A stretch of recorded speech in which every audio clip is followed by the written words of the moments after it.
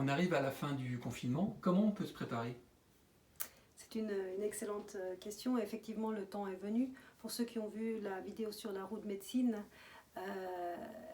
là, on a nos petites graines qui sont plantées.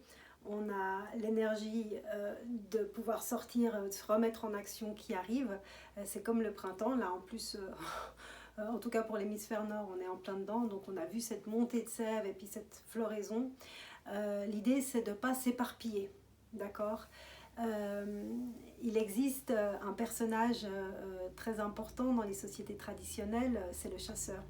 Et le chasseur, il sait lire les traces. Et il va garder en tête son objectif, son gibier, et il va tout faire pour retrouver les traces, c'est-à-dire suivre le fil jusqu'à ce que son objectif soit atteint.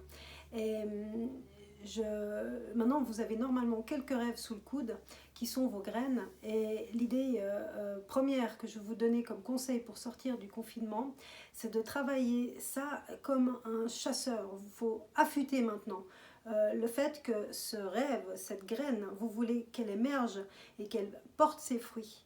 Donc, on va commencer à faire comme un jeu de piste ou se dire quelle va être la première action que je vais pouvoir faire pour mettre cette graine, pour l'amener à sa réalisation.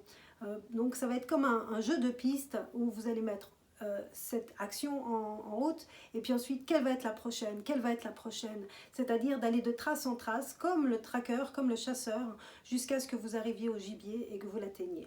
Voilà, ça c'est un des premiers conseils que je vais vous donner pour cette sortie. Donc ces petits rêves, petits ou grands, peu importe, hein, c'est pas une qualificative. Quand je dis petit, c'est souvent pour dire intime. Et le manifester dans ce monde-ci, c'est d'utiliser l'énergie du chasseur, du tracker, et d'aller de trace en trace, d'action en action, jusqu'à sa réalisation. Et de jamais lâcher la piste par contre. Ok ?